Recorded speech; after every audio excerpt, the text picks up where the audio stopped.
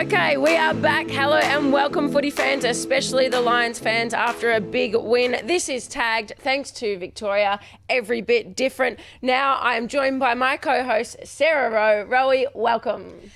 Thank you, Hosko. Massive week. We've had the men's grand final. We've had footy festivals. We've had punctured tyres. We've had batteries gone in cars. We've had blind dates. And we also have blind tasting coming up. So we've had a massive week. But before we even get to that, later on in the show, we'll be chatting with the new GM of women's footy, Emma Moore. But first, I have a little bone to pick with you. You mentioned blind dates. I want to talk about the lack of blind date and what you did. You left me hanging. Now, I'm pretty good. I've got a bit of confidence at the best of times. I'm not too shy. I've dolled myself up. I got myself ready last night. What were you wearing? A little red number? I hadn't put clothes on yet. But yes, I was going to wear a red number. And you forgot to tell me that our blind date had been cancelled. Now, you've left me hanging. I still don't know the reason. So please tell me what happened. Yeah, Hosko, my sincere apologies. I forgot to keep you in the loop because obviously you trusted me with this blind date. So I was like, didn't think you'd be that trusting not to check in and go, hey, is the date actually happening? So I got a message 2 days ago from one of the special men, two doctors actually. Well, they're doctors. They were doctors, yeah. So that's okay. That's one They're part of it. They're probably just saving lives. Yeah, they were, exactly. So we can't blame them for that. But one of them messaged me and said, Sarah, I'm going to have to cancel on the blind date. And I was like, why? And he was like, I've actually found another girl. So you have just become the other girl. The side piece. Wait, so this is the problem. You didn't give me any information. Like, do we know which one was for me, which one was for you? I thought he was holding out for you, Hosko, but he obviously decided to get sidetracked and go on another date in the meantime, and now has found potentially the love of his life. But he's look at what he's missing. Well, if he's watching, now he you're knows. Lost. Yeah, you're What's his lost. name? Can you tell me his name now? Yeah, but I can't tell you the name because I know the name will give you the ick, and I'm sorry. Yeah, but he's not for me anymore. He's not for you, okay? His name is Dennis.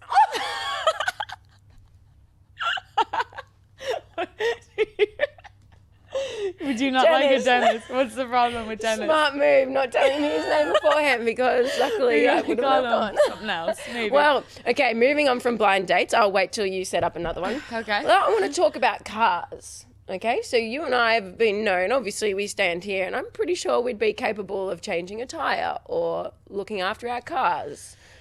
Yes. Tell me what happened during the week for you. Okay, well, so when we talk about last week, it was probably the busiest week I've ever had in my life.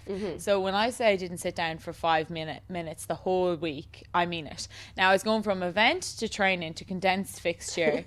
So I went to an event at, I think it was Frankston, I don't know, I'm not sure where I was, to be honest. I just put in Google Maps, need to go to this event. It was one after the other. And coming out of the event, it was a golf course, and I drove over something. I was like, that doesn't feel quite right. But I was rushing to the next event. Just so I was body like, on the floor. whatever. And next thing, I'm on the freeway and the car is fully like tilted to the side. And I'm like, oh no, what do I do now? So I was like, I pulled over, found a place to pull over. And I was like, okay, what am I going to do? I need to get the tire changed. I can't do it myself. I'm going to have to ring a towing company. So I rang them and they came at about half an hour later and were like, look, we'll change the tyre for you. Why did you not try yourself? Hosko, this happened to me a couple of months ago as well in the club. And often, unfortunately, people do things for me. And so when I went into the club and I was like, can anyone change a tire? Like 10 people put up their hands to say, I'll do it for you, no worries. So I thought that there'd be someone magically just walking the streets that would do it for me. You do not want to do that in Frankston, trust me. Absolutely not. Frankston is the last place you want to be on your own. I grew up down that way, a little bit further past in the nicer areas. You don't want to be in Frankston. So that's it. I was trying to go onto my maps and go, where even am I? Like I'm 40 minutes outside. I think I was about 40 minutes outside Melbourne. I was like, oh my God. Anyway, so that was fine. Got that sorted. And then got to Sunday and it was so busy, obviously, after the grand final events, whatever, like there was so much on last week. And then I come out of the car of my first commentary thing on Sunday. Yeah, your first And- commentary gig. And I was like so relieved that like the weekend essentially was over because there was so much on. So I kind of get into my car and I was like, sigh of relief, just go, take a breather now. And next thing I go to start my car and dead. And I was like, not again, surely not. So then I ring my dad because I didn't have the capacity to think for myself at this point. Your So dad spent a bit of time in Australia though, didn't he? He Or has, he's been down He's been to recently? Australia a couple of He's times. still here? He's not here at the moment. Oh, he's not here at the So moment. I Where is- ring him and I go, Dad, my car won't start. What do I do? And he was just like, Sarah, I'm going to send you a picture of the map as to where I am. I am currently in China, a million miles away. What do you think I can do about the fact that your battery in your car won't work? So I was like, Anyway, I was like, look, never mind. Like, you can't help me. So essentially, bye, I'll talk to you later. So then I start Googling. So I Google, and people told me, RACV. What's that called? Hosko?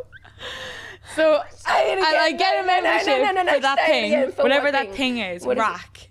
Yeah, how do you pronounce RACV. Like RACV. RACV. It's called RACV. RACV. So RACV. so what did I say that was wrong there? Like aura. You're saying RACV. Oh my god, yeah, that we have a problem with RACV. RACV. So if you had to call someone up. So ring that, gives them my registration number, and for some reason just magically think that I might have a membership there, and I'm like, hey, can you come collect me or like fix the car essentially, or I don't even know what to do. Can you guide me as to what I should do next? And they were like, do you have your membership number? I was like, no. I was like, sign me up. I need to have you guys on speed dial. You do. At this rate.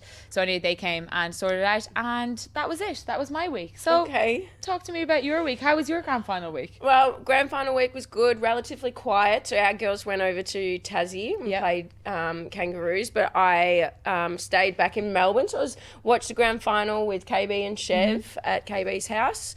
But I did commentate your game, which congratulations. Well, you got your first win. CV, yeah.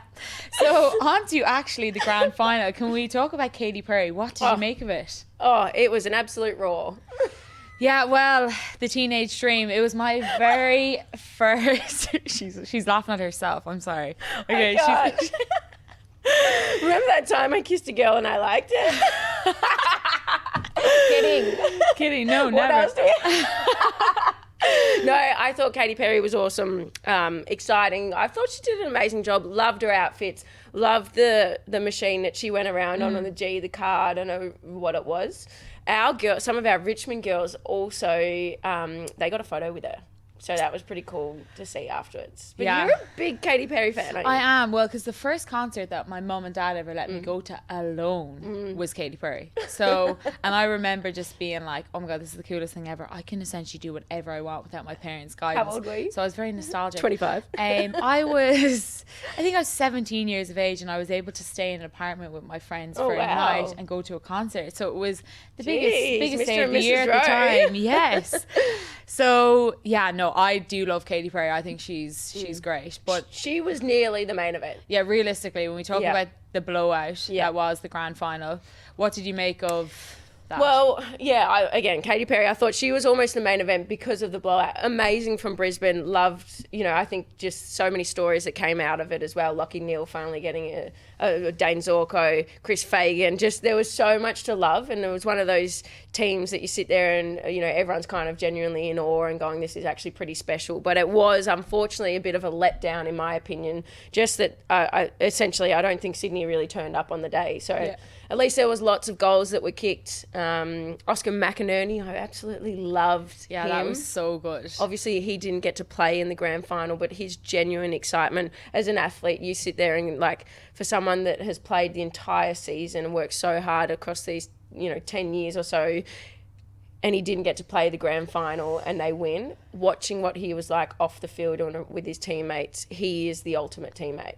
Yeah, and with the grand final, you see so many stories. There's so many happy stories of people who, like a Brodie Grundy, for example, getting to a grand final after his journey in football. And you look at Conor McKenna, an Irish guy who's won an All-Ireland final in Ireland and also won an AFL grand final. So you look at all these happy stories, but there's so many people going through so many different things on the day. But there's, like you said, there's so much to like about it regardless. We're going to jump into some AFLW chats very, very quickly because as we mentioned, we can talk for hours.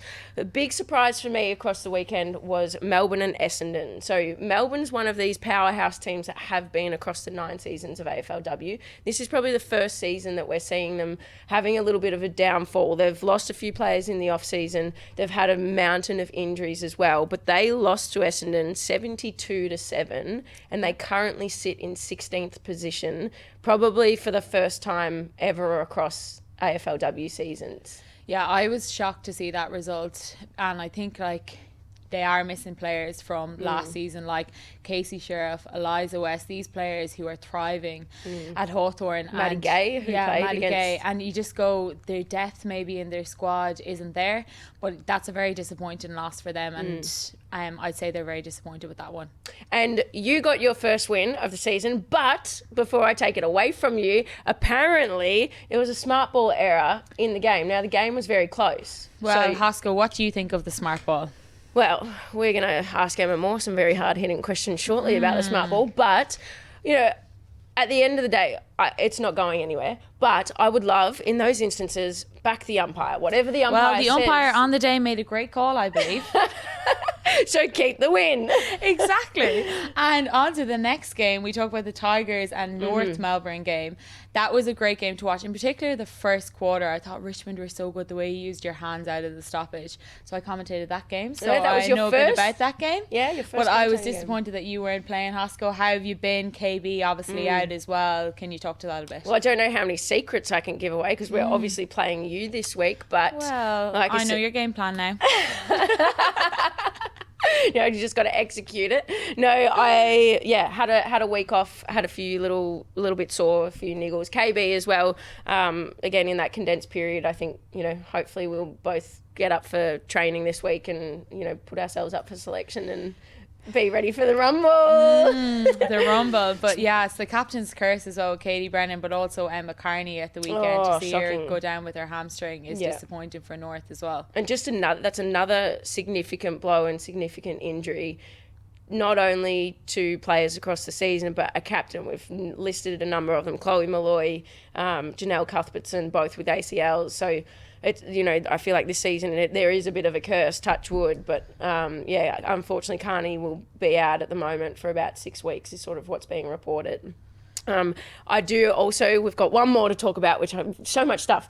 Tamara Smith. Now, I don't know about you. I've had strong opinions on this. I haven't had a chance to talk about it yet. Express them here. I'm trying. Can you not see that I'm obviously animated because I am one of those physical players. So I watched the bump that Tamara Smith did, and it was on Kate Sermon, so Geelong player. It was textbook. This is what you teach young kids. So in Auskick, that is what they are being taught. It was really close within the play.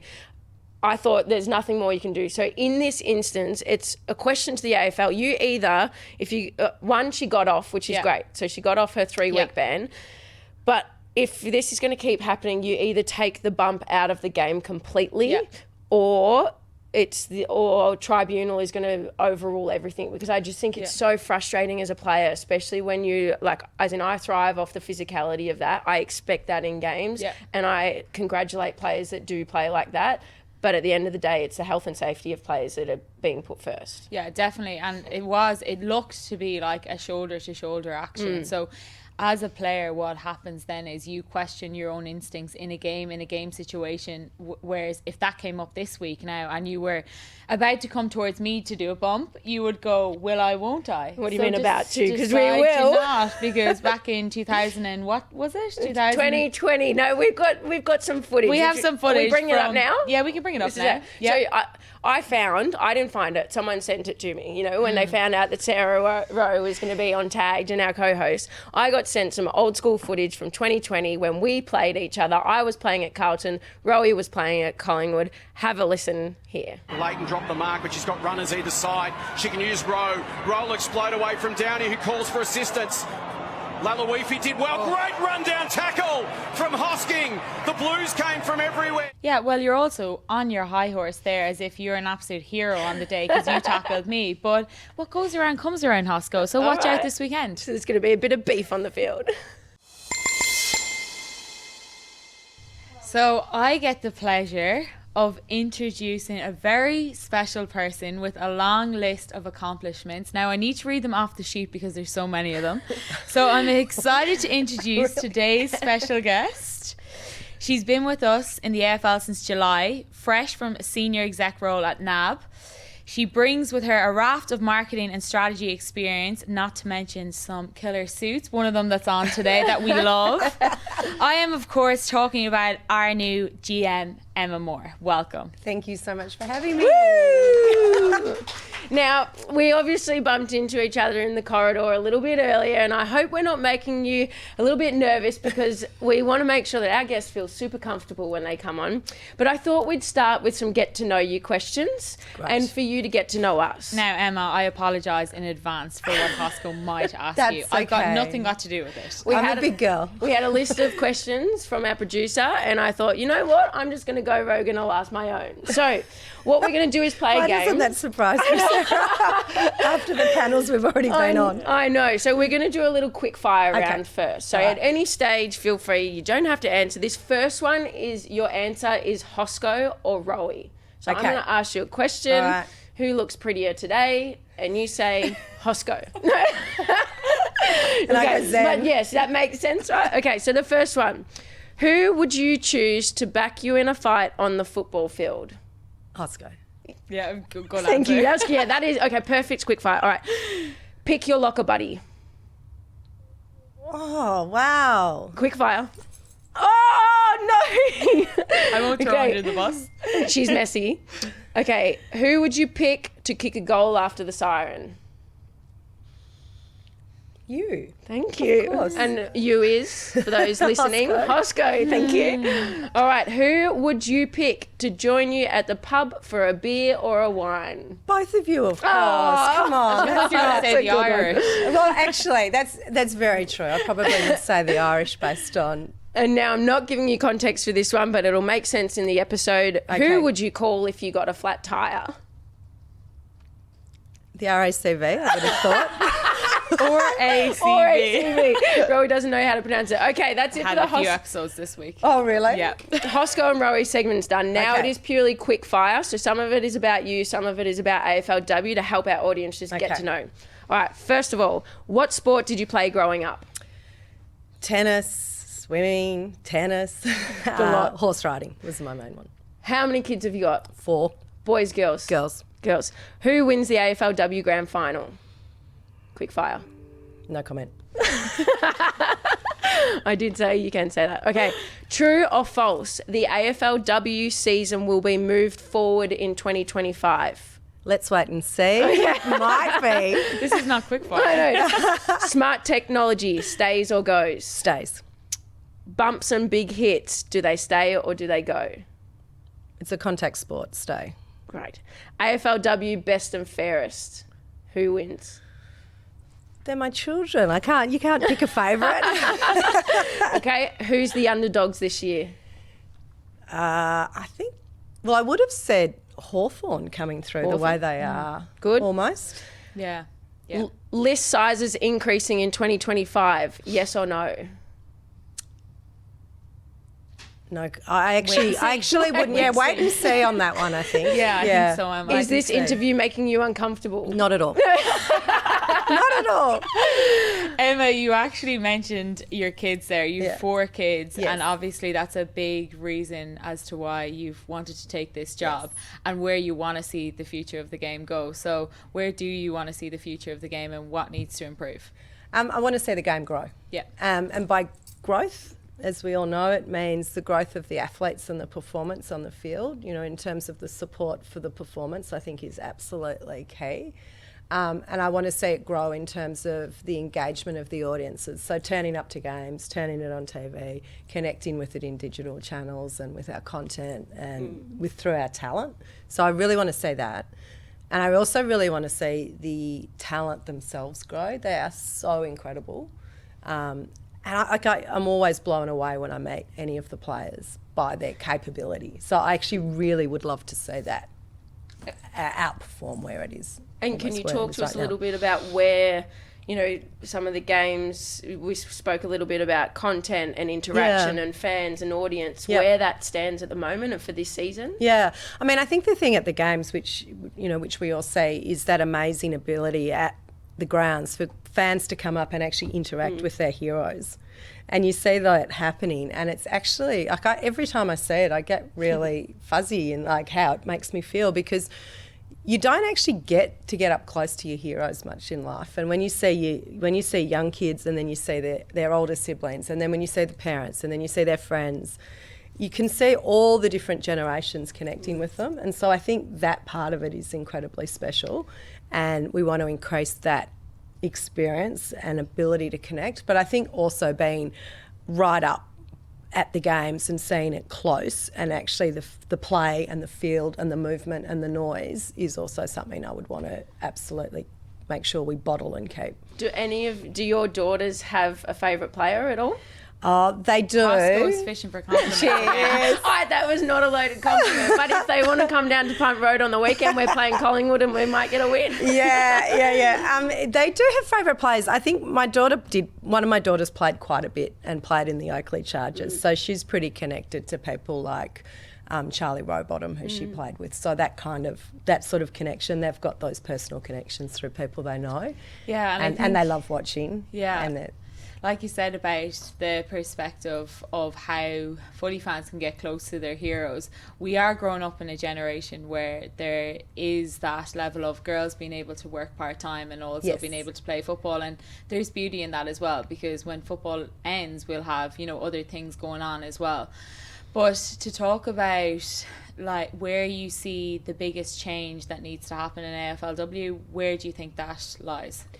I think it's around the growth. It's around, I want to see that what the change is that we've supercharged it, that there's more and more people coming to the games, there's more and more people watching it, that it has that incredibly robust competition that continues on the trajectory. I mean, we have just blasted it out of the water when you think about the number of professional athletes that we have, the number of teams, every single club fielding a team. I don't know that there's another league anywhere that's done anything like that in terms of a full set of clubs playing. Look at NAB, they're still playing 8 teams, 6 teams.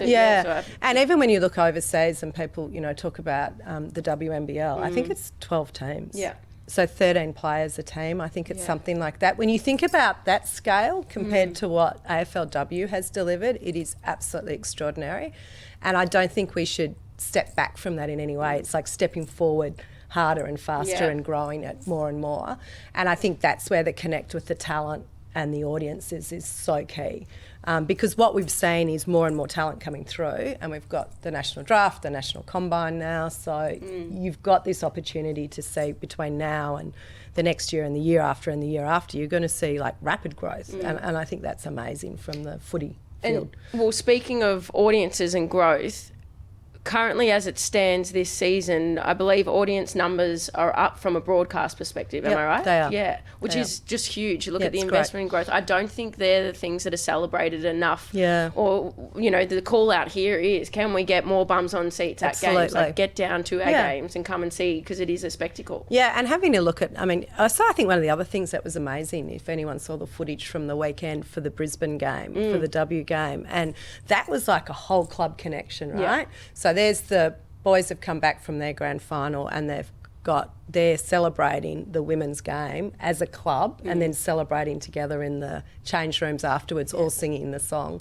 I mean, that is truly where we want it to be for everyone. And can I ask a rogue question? Is that where you love seeing, like, do you love the idea of a whole club event? I love it. Yeah, absolutely. And I think that's the point, right? It's footy.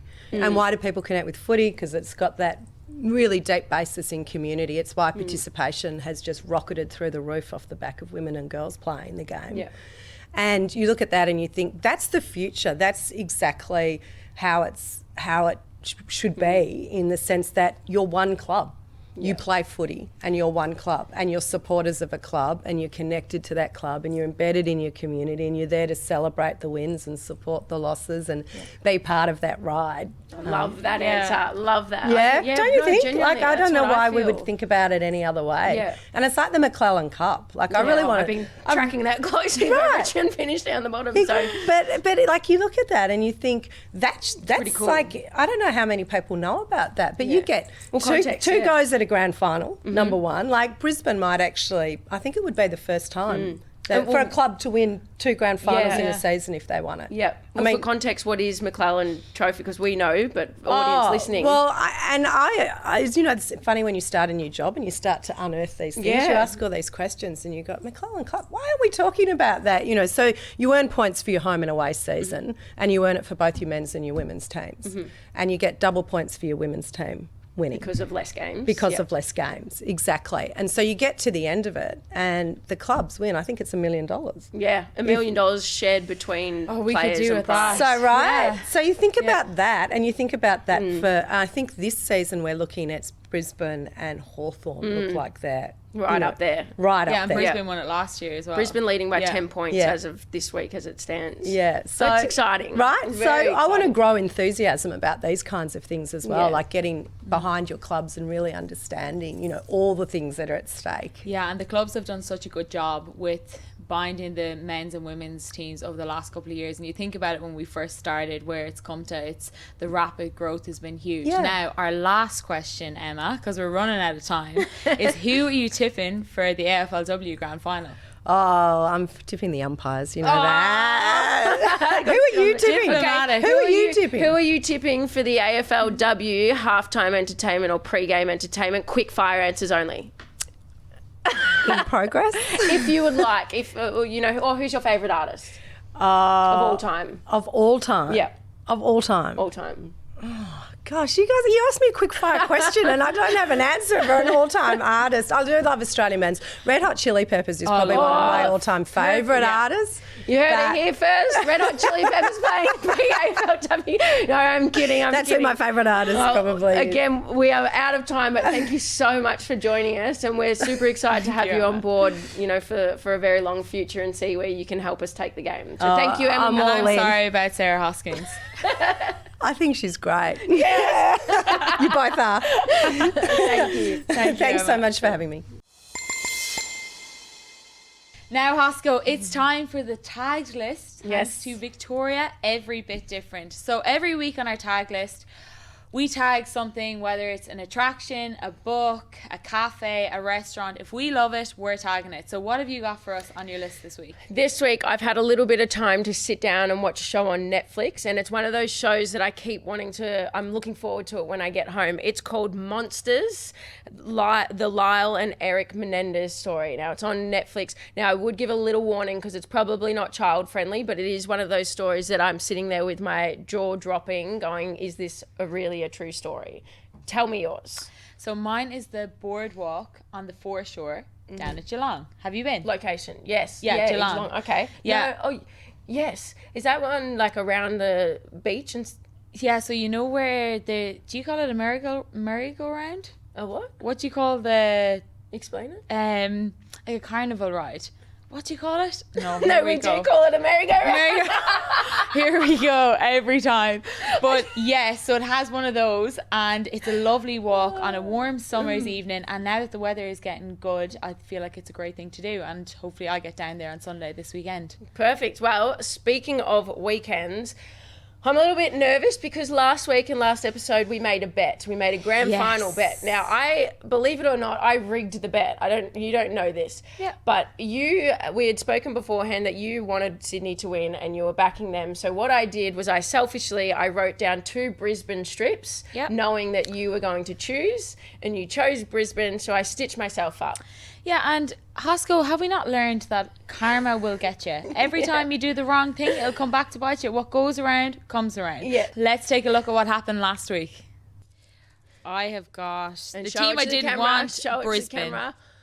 Right up Brisbane. there. And obviously I have Sydney. Ta-da.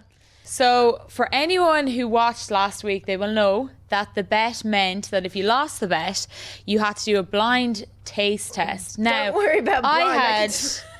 There's no need to be blind. Yeah, you can smell it in here. So I had the honour of being able to pick what food Hosko needed to eat.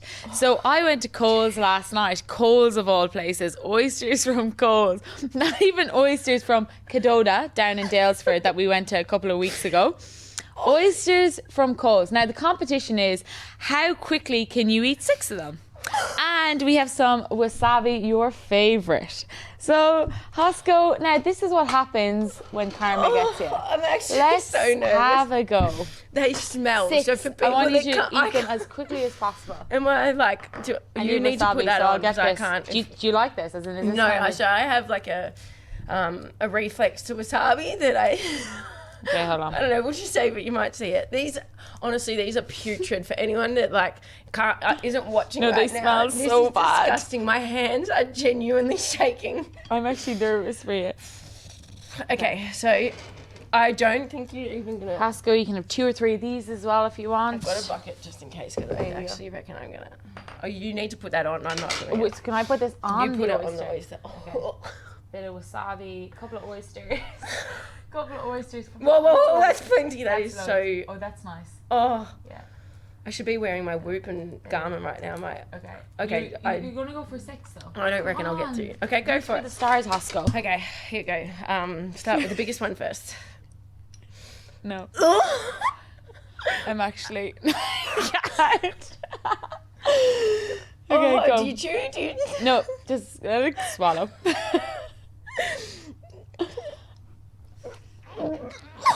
No. Hosko, stop with the theatrics. Get them into you. 6 to go. Okay, guys, that's all we have on tag. That's a wrap because Hosko is not going to make it through the rest of the show. So you can catch us next week on tag. That's a wrap. Bye. Go to the game. Richmond versus Collingwood. Saturday, Punt Road, 3 o'clock. Hosko will be sick and probably not take part in the game. See you then. Give us a wave, Hosko.